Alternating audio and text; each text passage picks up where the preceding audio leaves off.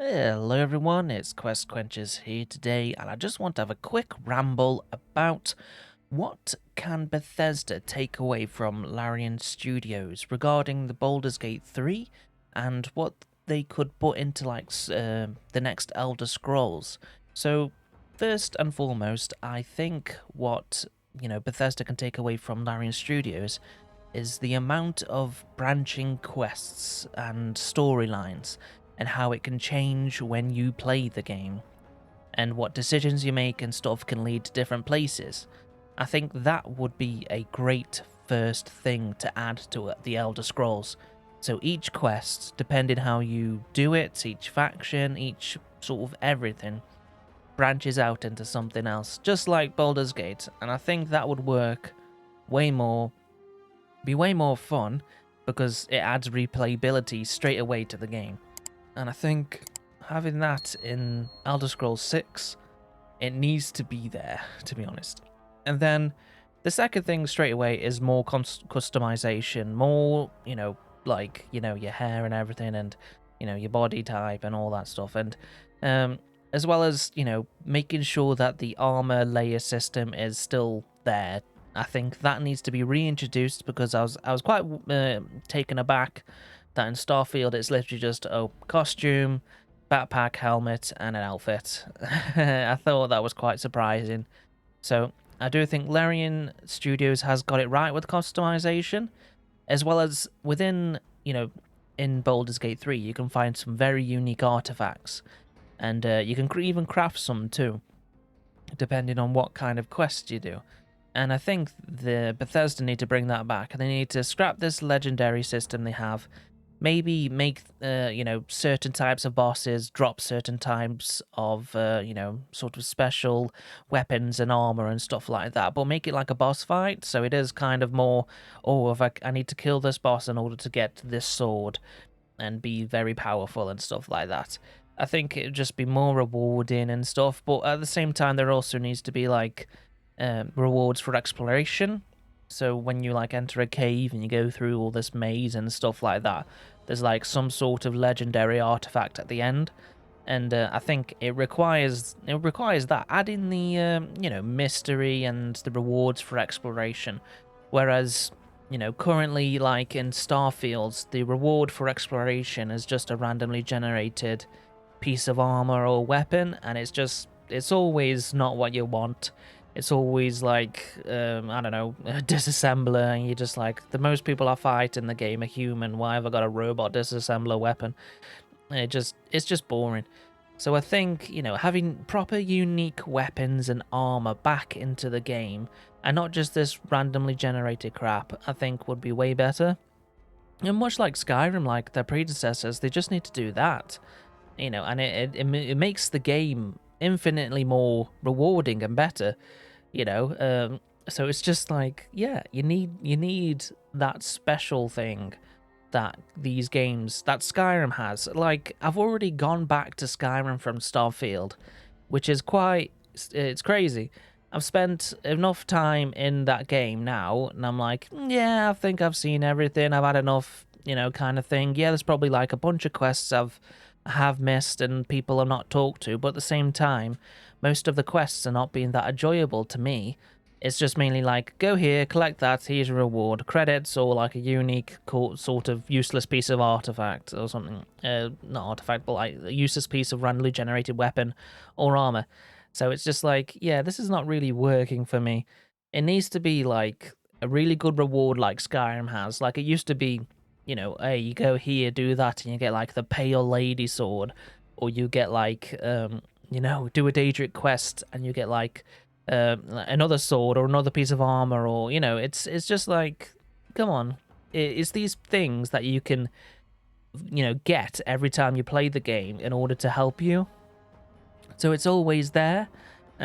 Whereas I feel with Starfield, they're just kind of it's not really the great, it's just not, it doesn't have that mystery and reward for exploration that I feel it used to for some reason. And I feel it needs to have that. So it needs to take that away from, Baldur's Gate. They need to have that in the next Elder Scrolls game.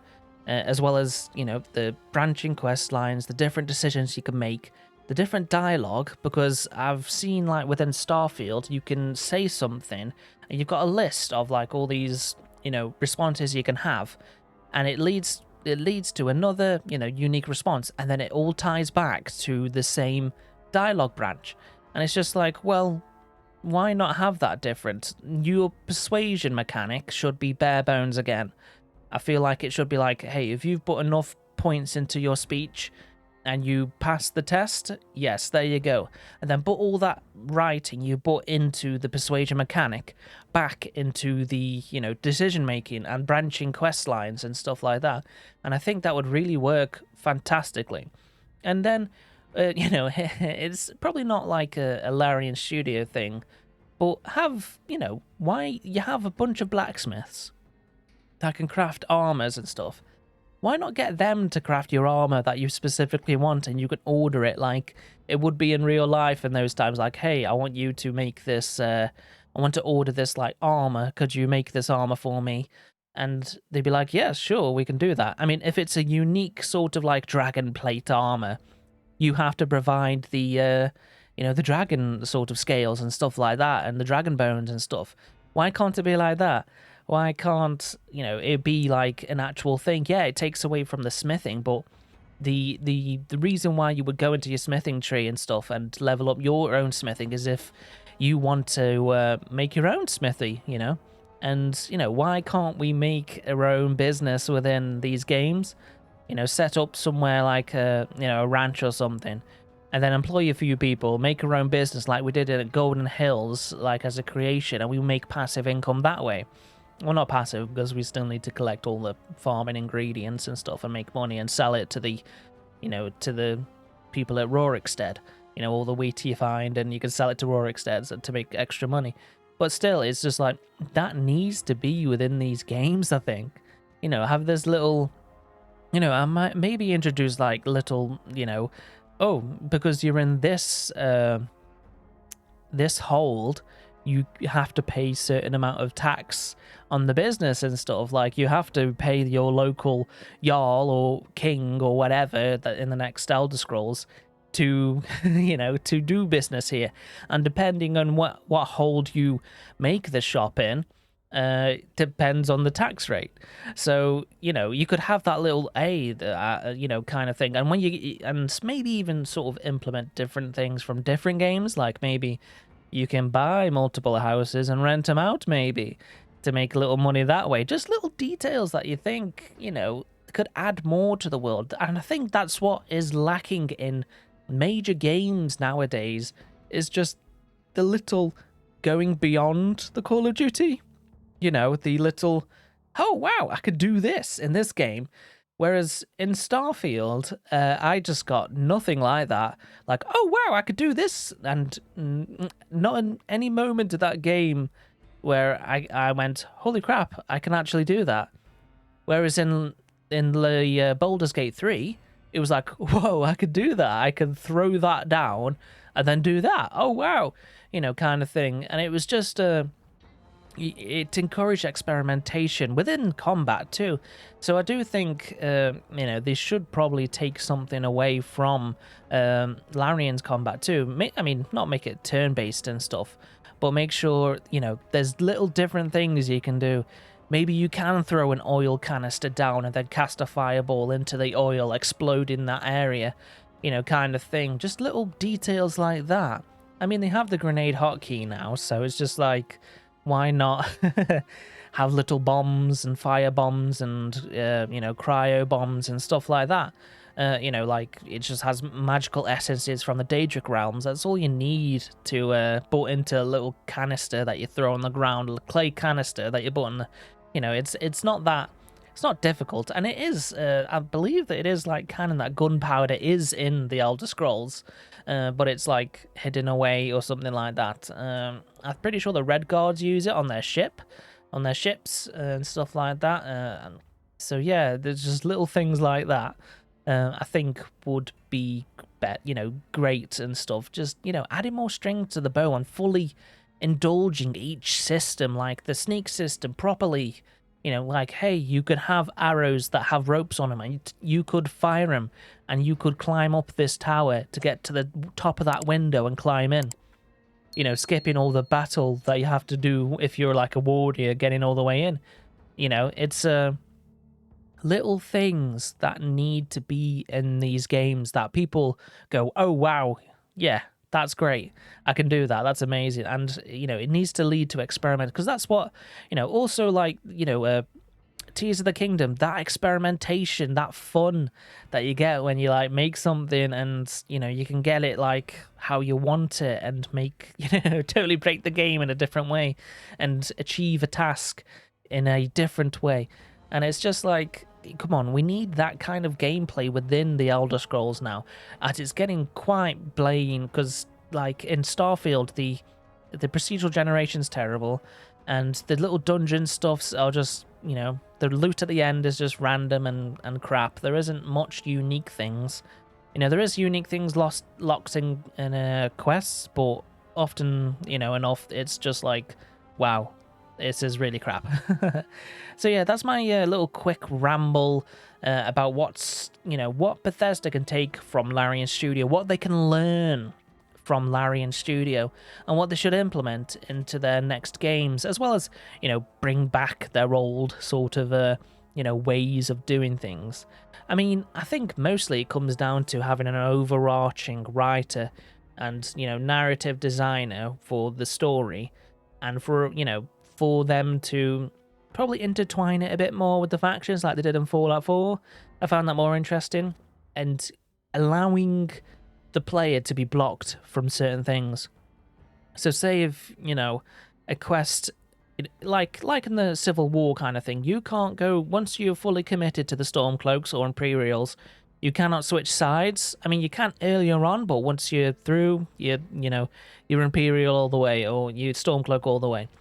So having that kind of like locking off does encourage another run through.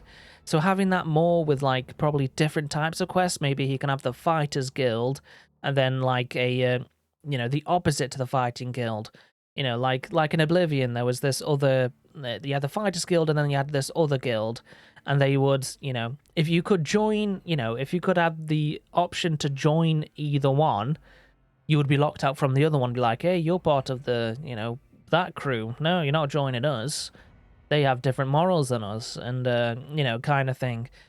Just to, and then make the Fighters Guild and the other guild, starkly different in quests and motives and stuff like that. And you need decent writers for that, as well as like when it comes to the romance options within like Starfield and stuff. Getting someone who knows how to write romance, that it's not just one great quest and then they suddenly fall in love with you and stuff. It needs to be more of like a kind of like a long line of quest chains and stuff like that. I know it's like a long line of conversations, but it's more about like, there needs to be more like you go on dates, but sometimes it's not like an official date, but, and the other person needs to show interest when, whereas you just do one big quest in Starfield for him, and then they're like, oh, you are something amazing, la-di-la-di-la, just like, yeah, I've only done this because I'm your friend, kind of thing. You're in my crew, but, you've fallen in love with me and everything, that's great. But it needs to be more, depending on what options they need to remember, kind of thing. I think you can flirt with them all the time. I've never really done that option within Starfield, but it just feels like there needs to be something, it needs to be a longer quest chain of things, rather than just like one big quest and then they're yours, basically. I don't like that. I think it needs to be different. So yeah, that's my thoughts of what Bethesda can learn from Larian Studio. And so yeah, that's what I thought. Please let me know what you think in the comments. What things that Bethesda can take away from Baldur's Gate, kind of thing from the Larian Studios. I think it's good to sort of pick and choose, and because we want the next Elder Scrolls to be the best game possible. So this is just like a little exercise. Maybe someone from Bethesda will see it and be like, hey, yeah, look at the comments too. These guys have some good ideas, and we should take this away from Larian Studio and learn and from other people game, like Nintendo with Tears of the Kingdom and stuff. Like, hey, we should mix and match this and make the ultimate Elder Scrolls we can. So yeah, and learn from our previous projects too. So yeah, that's my 2 cents on this sort of topic that I've been discussing. So yeah, I will see you in the next one. Please take care and please like and subscribe. Goodbye.